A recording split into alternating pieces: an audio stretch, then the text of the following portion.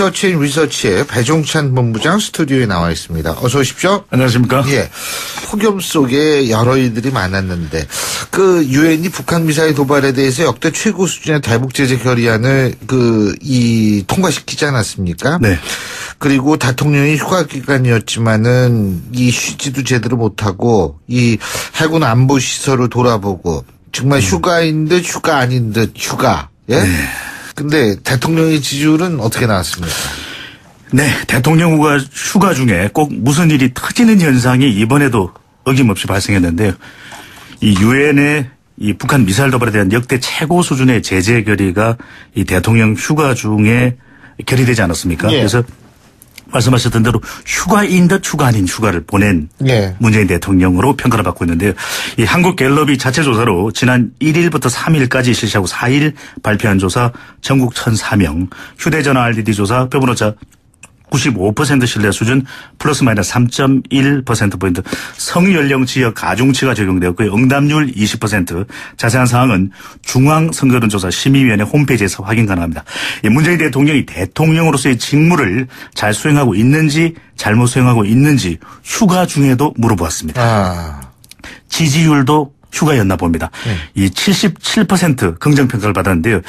이 직전 조사와 그대로였습니다. 지지율도 휴가였나 봅니다. 이 부정평가는 15%. 이번 대통령 지지율의 고공행진 이어졌는데요. 이 대통령 지지율 고공행진이 삼두마차입니다. 삼두마차. 이 호남 30대 화이트 칼라층으로 나타났습니다. 이 호남과 30대는 대통령 지지율이 90%가 넘었고요. 화이트 칼라층은 이 90%에 육박했습니다. 대통령이 적폐 청산 모드에 이 적극적인 호응이 있는 응답차층으로 해석됩니다. 예. 그 긍정평가와 부정평가를 보면은 이 대통령 관련해서 우리 국민들이 지금 집중적으로 평가하고 있는 부분은 어떤 게 있을까요? 네, 박근혜 정부와 이명박 정부에 대한 각종 의혹이 쏟아져 나오면서 대통령 지지층 이 개혁 행보에 적극적으로 반응하는 모습을 보이고 있는데요. 이 대통령 직무 수행을 긍정적으로 평가하는 이유를 보면 이 소통 잘함, 국민 공감 능력이 가장 높았습니다. 이 구체적인 공약 관련 사항으로 들어가 보면 일자리 창출, 비정규직의 정규직화, 이 개혁, 적폐 청산, 개혁 의지가 높은 점수를 받는 것으로 나타났고요. 문재인 대통령 직무 수행을 부정적으로 평가하는 이유를 들여다보았는데요. 주로 안보 문제에 집중되었습니다. 이 북핵 안보와 사드 배치를 포함해 안보 이슈가 부정평가 이유로 가장 높았는데요. 이 인사 문제, 이 원전 정책이 그 다음 순으로 나타났습니다. 이 대통령 소통은 적극적으로 환영받는 분위기이고 대통령의 안보 행보는 이 부정평가 중 가장 큰 이유로 꼽혔습니다. 아니 뭐 문재인 대통령 사드도 다시 추가 배치하겠다 그러고 나름대로 또 상당히 안보에도 행보를 잘하고 있다라는 평가도 분명히 있을 텐데. 근데 어쨌든 지금 우리 국민들이 제일 걱정하는 게 뭐냐면 북한이 어떻게 나오느냐 이거 아닙니까? 네. 거기다가 트럼프 대통령이 뭐 전쟁 얘기까지도 이 언급을 하고 말이에요. 이래가지고 좀 여러 가지로 걱정이 되는 분들도 많을 것 같은데 이 전쟁 발발 가능성에 대한 우리 국민들의 인식 조사도 있죠. 네, 트럼프 대통령인지 트러블 대통령인지 잘 모르겠다. 이런 이야기까지 좀 더 나오고 있는데요. 영어도 되네 오늘. 이 예. 국내외로 자충우돌하고 있는 트럼프 대통령에 대해서 예. 우리 국민들도 관심을 가지고 지켜보고 있습니다. 예. 이 미국 주도로 역대 최고 수준의 대북 제재가 이루어지면서 한반도 전쟁 가능성에 대한 우려가 불거져 나오고 있는데요. 예. 이번 조사에서 북한의 ICBM 발사로 인해 한반도에 전쟁이 일어날 가능성이 더 높아질 것으로 보는지 더 낮아지거나 혹은 변화가 없을 것으로 보는지 물어봤는데요. 이 한반도 전쟁 발발 가능성이 더 높아질 것이라는 의견이 32%로 나왔습니다. 낮아질 것이라는 응답은 3%.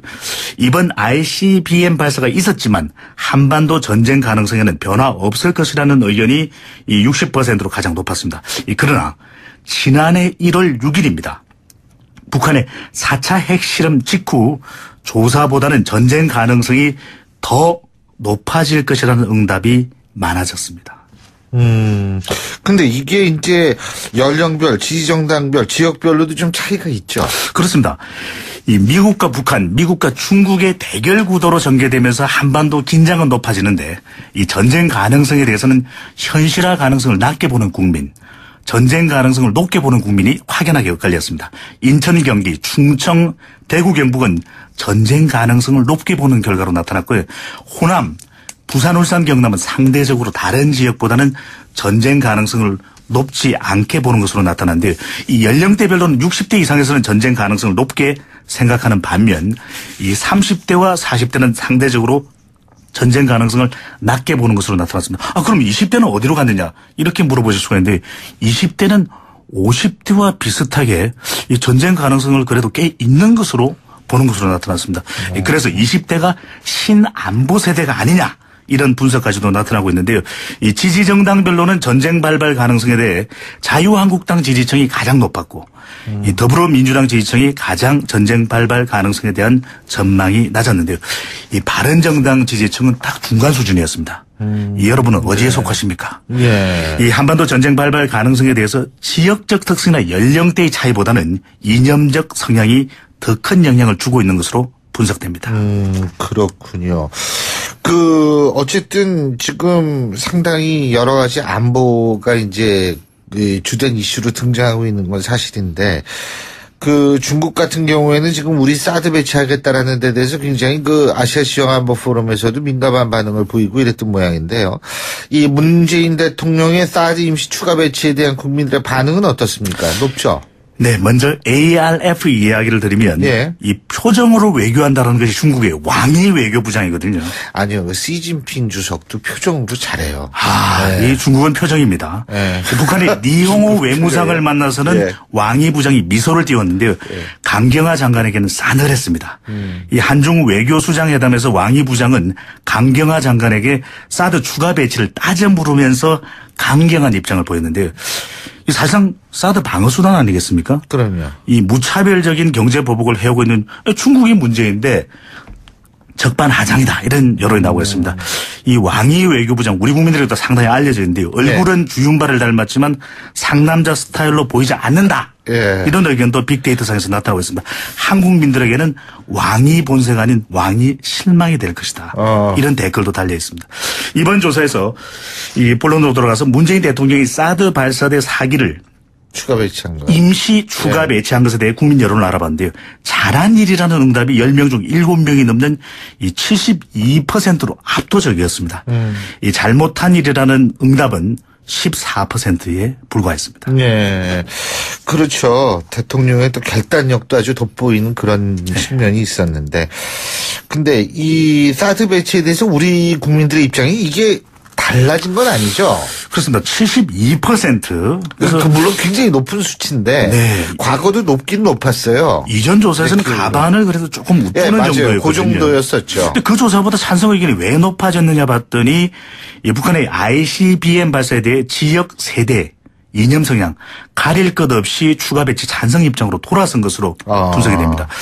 이 더불어민주당 지지층에서도 74%로 전체 찬성 의견보다도 더 높았는데요.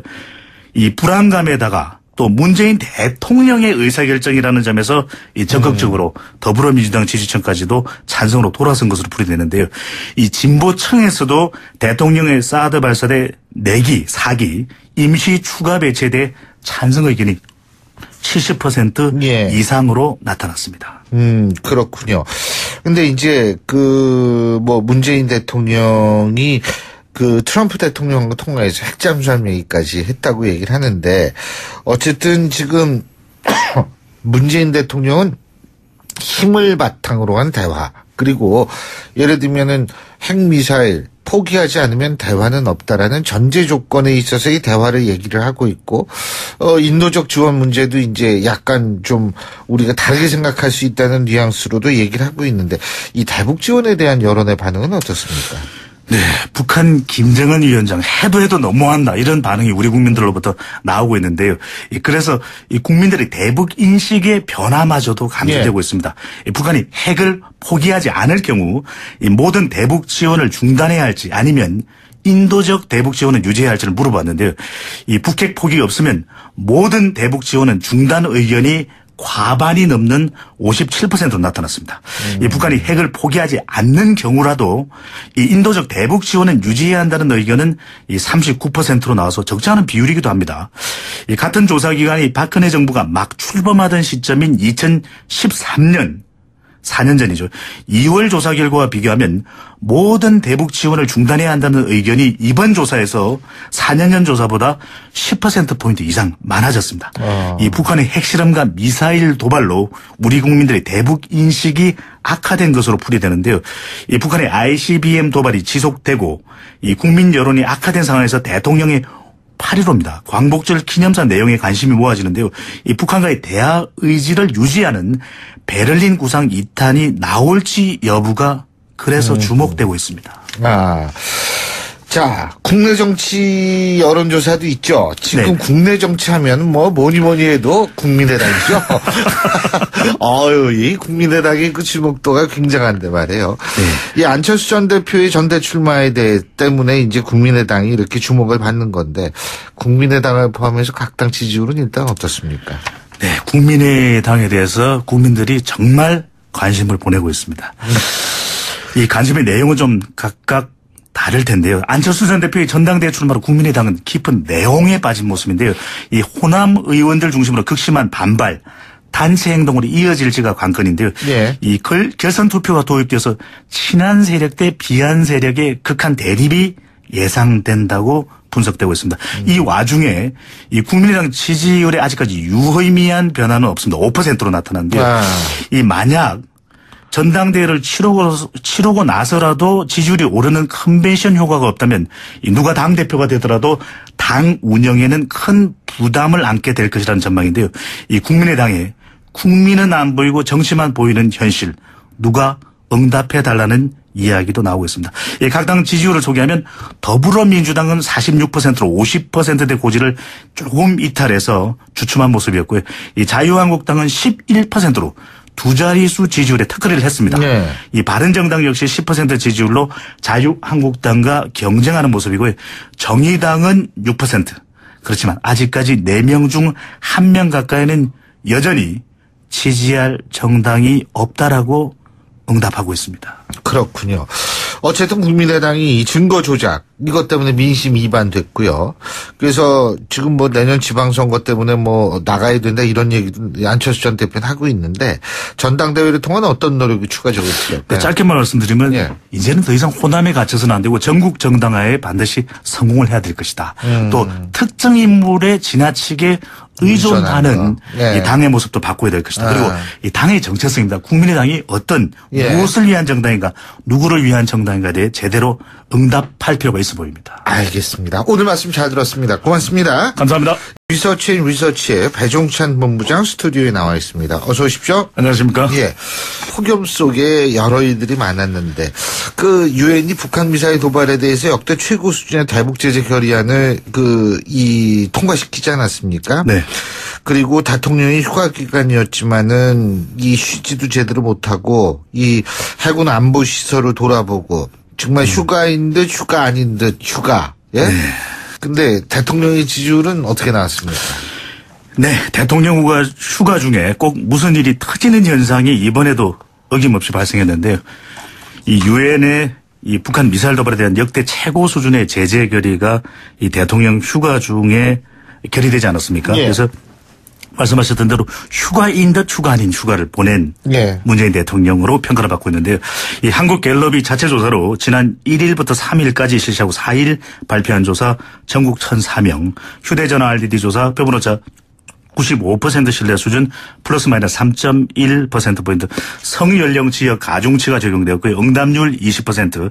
자세한 사항은 중앙선거론조사 심의위원회 홈페이지에서 확인 가능합니다.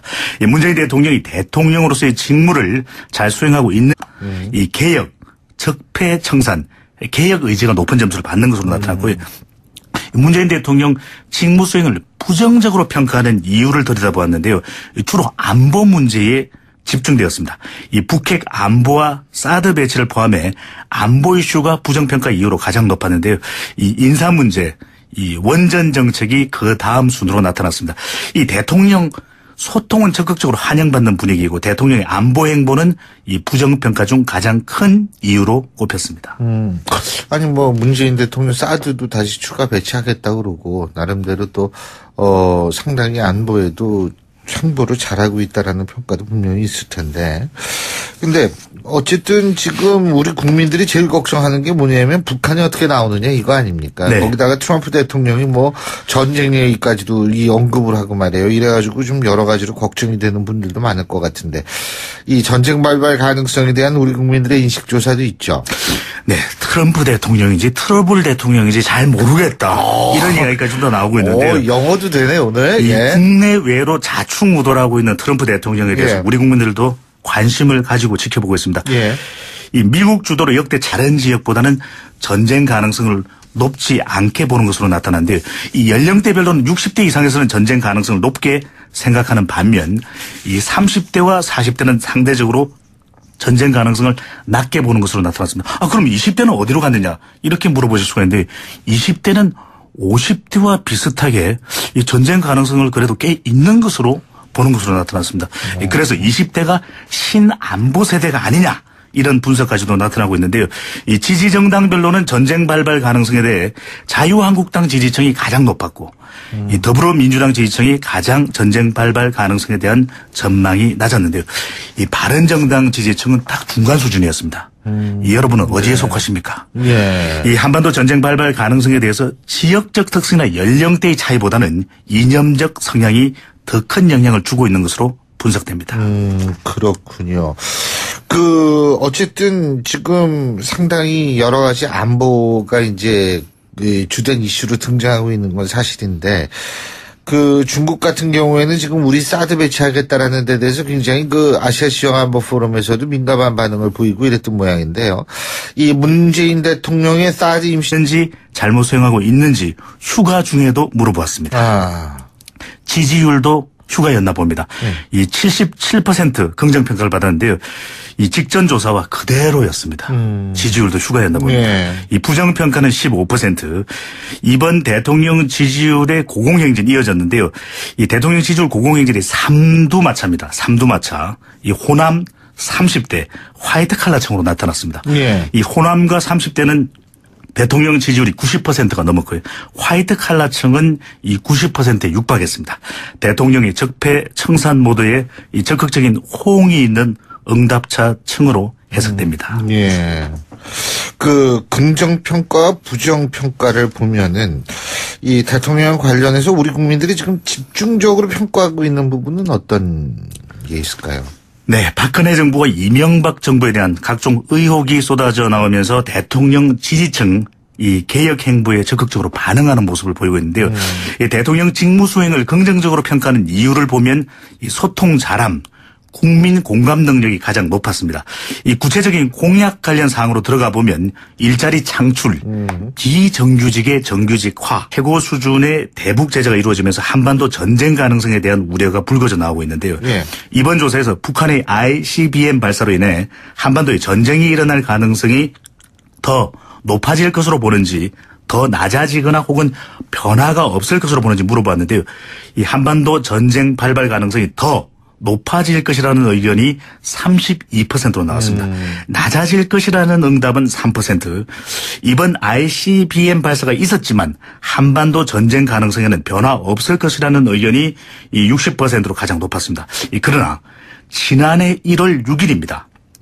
북한의 4차 핵실험 직후 조사보다는 전쟁 가능성이 더 높아질 것이라는 응답이 많아졌습니다.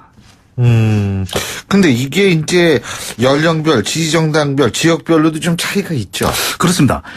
이 미국과 북한, 미국과 중국의 대결 구도로 전개되면서 한반도 긴장은 높아지는데 이 전쟁 가능성에 대해서는 현실화 가능성을 낮게 보는 국민, 전쟁 가능성을 높게 보는 국민이 확연하게 엇갈렸습니다. 인천, 경기, 충청, 대구, 경북은 전쟁 가능성을 높게 보는 결과로 나타났고요.